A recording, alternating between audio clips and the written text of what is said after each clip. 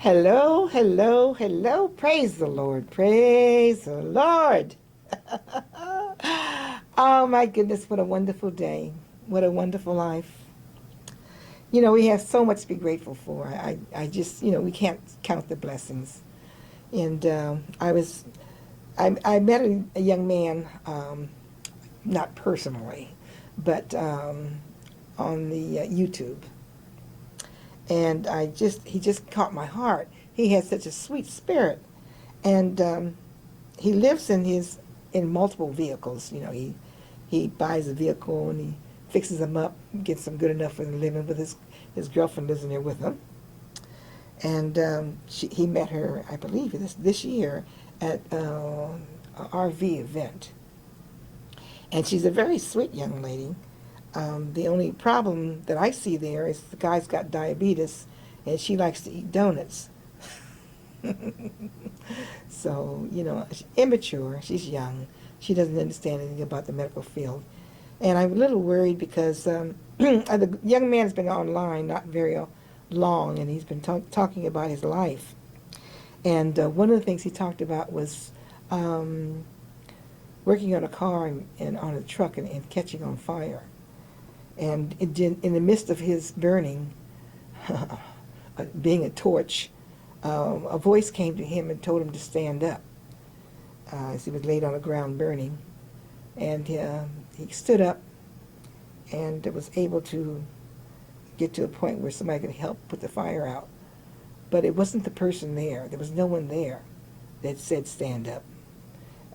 It had to be the Lord, you know? And the Lord is really all over this guy, all over him. But he doesn't know that. He doesn't even acknowledge that it is the Lord, you know? He doesn't acknowledge that there is God. And the young lady he's involved in is into the occults. So she's a very sweet person, but she's a little confused. She's into numerology and astrology and all of that jazz, fortune telling. And apparently that's how she's made her living as an independent young person out there trying to survive in the wilderness. My heart is really, really going out to him. And so I put his connection up on Facebook. And it would be a wonderful thing if some of you would go to Old is New and Healthy Too on Facebook and pull up that video about the young man talking about his life. He's on YouTube as well. And anyway, pray for him, please. Please pray for him. Because God has got his hands on him. And, the devil's trying to claim him. But God's got a plan for him, so. And there's a lot of other young people and old people out there in the same situation, right? That God has declared, has claimed them to, go out there and carry the word. So, we resist. But when God's got hold of us, we got to do it. And some of us were just born for that reason. That's the only reason we were born. So we've got to follow through and do as the Lord has called us to do. And it's our responsibility to find out what that is, okay? So all of you young people and middle-aged people and old folks out there, if God is calling you, if you hear his voice, know it's him. Don't worry about trying to analyze it. You know his voice. When he speaks to his children know him, okay? So acknowledge him. Give him the glory. Okay? Amen. Listen, we've had a lot of problems behind the scenes, and I want to apologize for some of the things that's gotten out over the airwaves that were bloopers. We all have bloopers, but usually we catch them and we keep them and enjoy them ourselves, but they don't slide out there. So there has been some bloopers went out there, and one of the bloopers was me talking about a recipe. I believe it was on the last show, and I was talking, and I can't speak Spanish, okay? I did a little bit when I was young, but no, I can't speak Spanish. And I was trying to describe chorizos. And I said chicharros, which are little what is it, pork skins or whatever? No, what are they? Corn skins? Yeah, okay. They're snack food, and it wasn't what I was trying to call. I was referring to chorizo, which is a pork sausage kind of scramble type that you use and you mix it in with eggs and whatever else you don't want to put it in. But the kind that I use has all the same flavoring, but it's made out of soy. And so it's all vegan. Very, very delicious. So that's what I was trying to describe, but it didn't come out that way. I apologize to all my Spanish-speaking people and all the non-Spanish-speaking people that I confused, with my lack of proper enunciation of the word. In fact, it wasn't even close, it was a whole different thing. But it was one of those days. Everything was going wrong that day. I can't tell you how many times we started and restarted the show. We were having mechanical engineering problems, mechanical problems. We were having my mouth problems. My lips weren't working right. My day didn't start out right. It was one of those days, Everything was falling apart and not functioning as it should. But it happens that way sometimes, one of those Murphy days. Okay? So what I was referring to was chorizo. And I'm probably still not pronouncing it right. Chorizo. Anyway, it's good stuff, especially with the vegan. I'm not into the pork. Okay? So that's a cleanup. And I've done it before. I've misquoted things and unfortunately I have to hear it on the air before I get back to it, and that means it's out in the universe. So let's pull that back in. Not physically possible, but psychologically we could pull that back in and make the correction. Okay.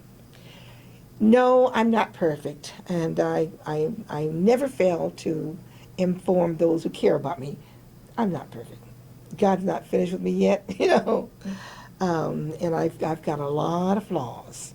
I am not a holy, pure, sanctified person. I'm striving for that.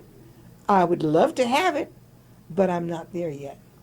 I do know the power of the Holy Spirit, but as a rebellious child, sometimes I don't submit. I'm a bad girl. I'm human, and I make very bad mistakes, and I resist. I resist my father. I'm a rebellious little child, but I love him, and I'll never stop loving him.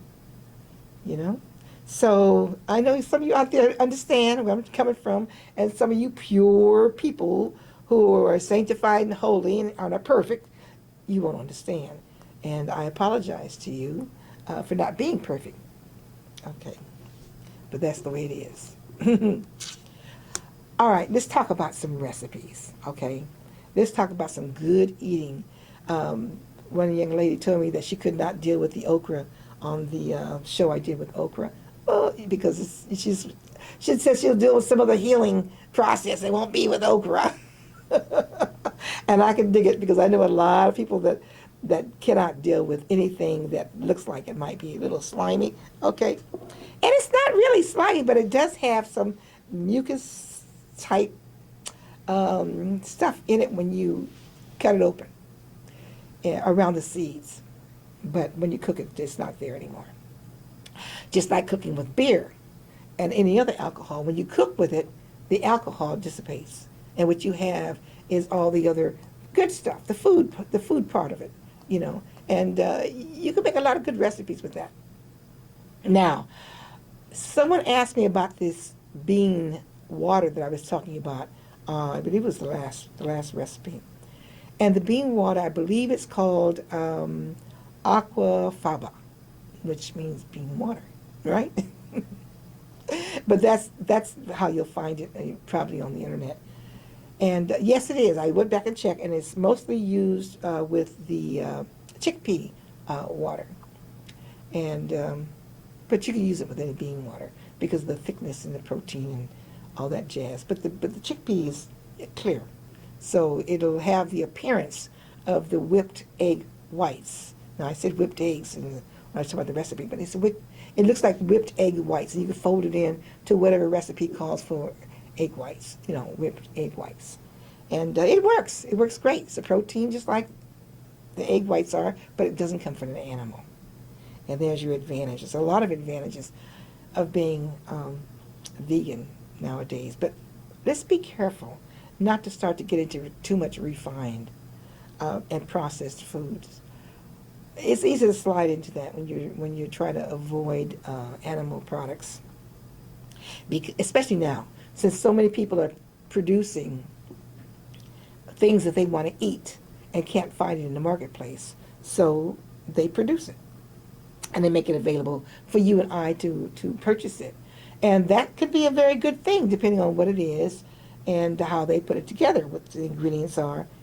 But just be careful. Read the ingredients, and don't get into buying things. Don't get too instant, Don't get too far away from preparing your own. All right. We're working with 2 cameras here today, so with 1 controller. And I don't have a switching system. So if I look like I'm looking at somebody else, yeah, I'm looking at the other camera. All right. What was I talking about? Oh, I went to the doctor's yesterday at UCSF, and this was because of dry mouth. I've had this dry mouth thing that has been getting worse and worse and worse. Now, dry mouth, you can get that from medication and a lot of different things. But mine has been getting so bad over the last couple of years that, and you know what, when you get to be up in your 70s, you get a lot of dry this and dry that, dry skin, dry mouth, dry eyes. Everything starts drying up, okay? So you want to stay active and do what you can to keep your body lubricated as best as possible. And sometimes it's not possible, but whatever. We're alive, right? Thank the Lord for that. And don't be so greedy. Can't have it all. So, okay. And young ladies and young men, if you don't pass on in your early age, you'll get there and you'll understand. So don't criticize. Don't criticize. All right. Yeah, I went to UCSF yesterday, and I saw this doctor specialist about this. And it was Dr. Wu, J. Wu, okay? And she was really a wonderfully comfortable person. Wow, I felt like I was talking to a very close friend. She was hey, that's the way doctors are supposed to be, because I was so comfortable. She was like so human, She didn't come in there as a power person in charge of my life. She was fabulous, lovely person. And I did invite her to come to the show. She said yes, she would. So hopefully we can get her in the studio, if not on the telephone, soon, very soon. But when she told me about my situation, I was worried that it might be something in my neck that was pinching off my saliva flow, because it happens almost always at nighttime, and when I lay on my back. And I have a real hard time. I have to keep water at the side of the table now, so I have to take the water, and the water doesn't really do that much good. And so your tongue gets so dry that you literally choke on it. It sticks to the top of the roof of my mouth. I mean, this is really getting bad, where it's interfering with the quality of life because it wakes me up. And once my sleep is broke, it's hard to go back to sleep. So I finally made an appointment to went to saw a specialist about this, and this is what she told me to do. Now, you will probably laugh like crazy, but she's going to tell you this herself too. But she tested my saliva, my function of my saliva glands, by having me collect saliva over a period of 5 minutes and seeing how much is produced. And she said that was okay. I was doing pretty good. But not perfect, not normal. Okay, a little bit low. So, and at nighttime it's really bad. So what she suggested I do is, now listen, milk my saliva glands. What? Yeah. Milk your saliva glands. Just like you milk a cow, milk your glands. I said, So she reached up on my face, and she went to where my saliva glands were, and I can't remember where it was, but right up in the cheeks. She said, just massage it, bring it forward, milk it, like you're milking a cow. And sure enough, saliva started to collect in the sides of my cheeks. Then she says, go under your chin and just milk the glands under your chin. Just milk it. And sure enough, under my tongue, saliva started to accumulate. Wow. Okay. Yeah, that's nice to know. I know that you can go into the top of your chest and work on your glands up in your chest to get some things flowing, you know? And so maybe we should be dealing with a lot of massage, okay? A lot of massage. And well, I know the massage is great for pain. Yeah, I usually have my husband use a massage machine that actually has little things like go like this, and it, for deep tissue massaging when I have pain, whatever the pain's from, with my back or my arthritis or whatever, you know, pinched nerves. And it's excellent. You can avoid medication. I do avoid medication almost always, you know, because I have to take so much anyway for kidney transplant. Yes, so anyway, so this is what we're dealing with. We're dealing with the saliva issue, and it seems to be the problem. It's just getting old. And the same thing with the cataracts. I saw the doctor about the cataracts. I have an appointment tomorrow with the specialist. And she said that my cataracts, you know, it's time to take them out. But what I wanted to do was to try to get involved with this new program that they're working with the eye drops that dissolve the proteins that causes the cataracts. And I can't find anybody that's got that testing trials going on. So, and I don't want to put it off because the timing is good for me because I don't plan to drive the rest of this year for Uber anyway. And I will be doing things with Uber as far as recruiting and that sort of thing, referring other people. But I won't be doing any driving, I don't think, until maybe the end of the year, maybe during the holiday season.